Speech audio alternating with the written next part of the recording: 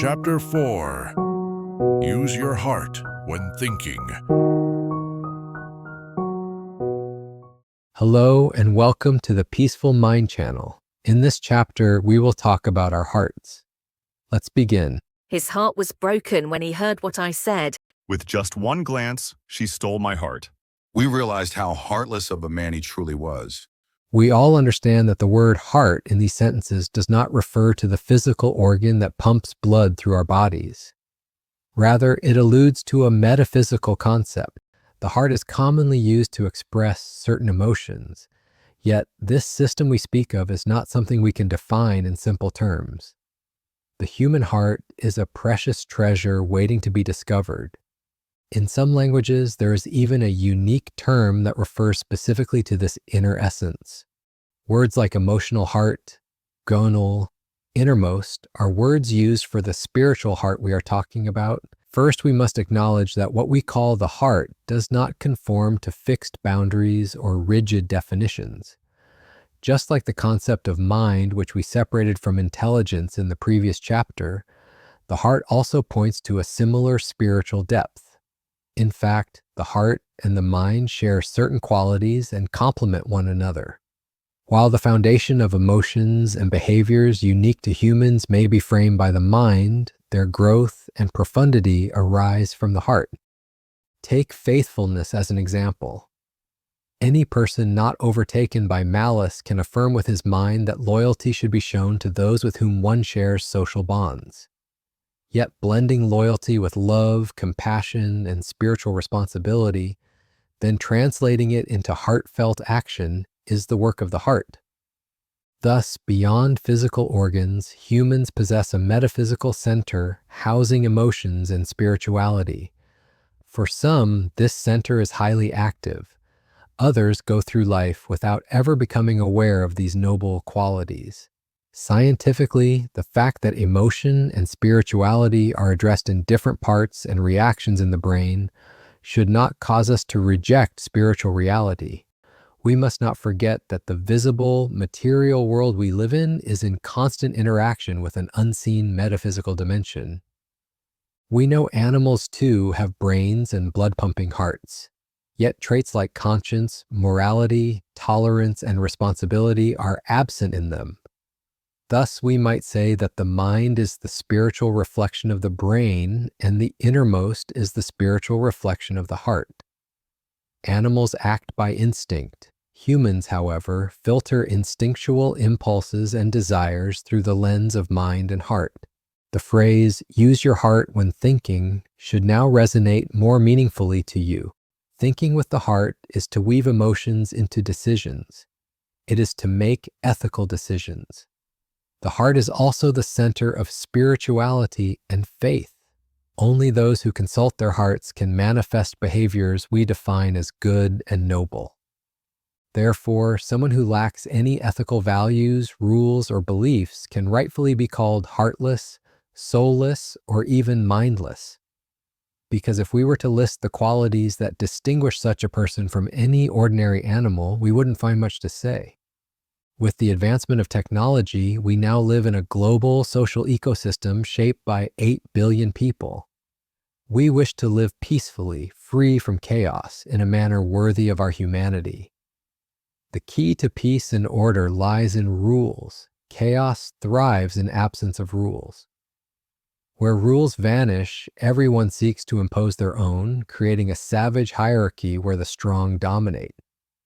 We know well that such a system will benefit no one but a powerful few. We can observe that the public and ethical laws that enable social harmony and order have always been a core focus of both governments and religions.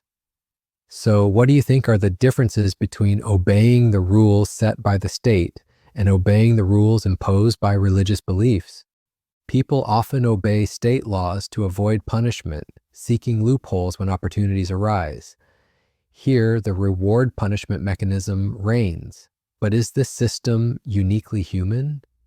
Did you visualize in your mind a dog jumping through hoops for a treat, or a horse galloping to avoid the whip? Me too.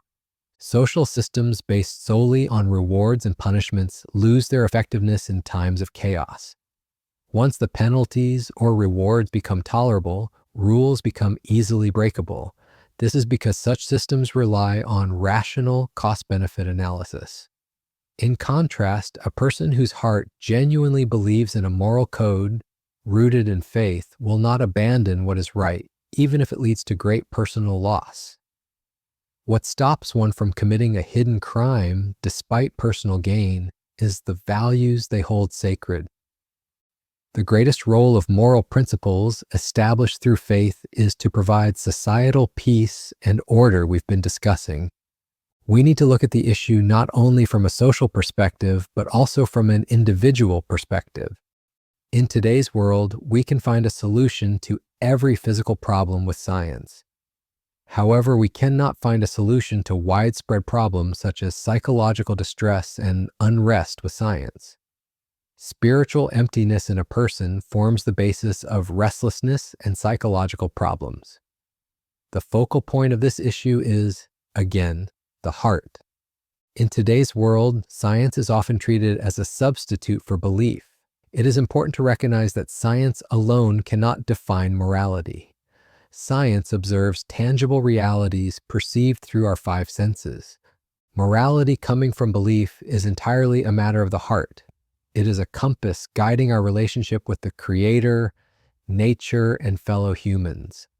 Manners such as sincerity, goodwill, self-sacrifice, helpfulness, honesty, and trustworthiness cannot be explained by today's materialistic norms. These can only be defined with an understanding of morality that places the concept of heart at its center. The form, which we call heart, is an immeasurable treasure, too vast for words, brimming with endless mysteries. From now on, let us not make a decision without consulting our hearts. Let's think much and deeply about ourselves and the universe by including our hearts.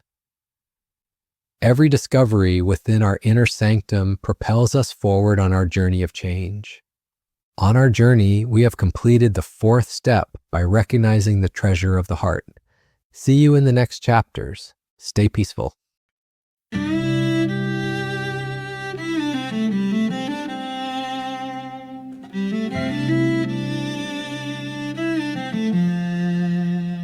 The heart ain't flesh, it's a sacred space where the soul finds truth in a hidden place. We measure the stars, build empires wide, but can't fix the ache we carry inside. Science sees facts, but not what we feel. Some wounds are too deep for the mind to heal. It's the heart that speaks when the logic fails, the compass that turns when the reason derails. Rules may keep order, but compliance don't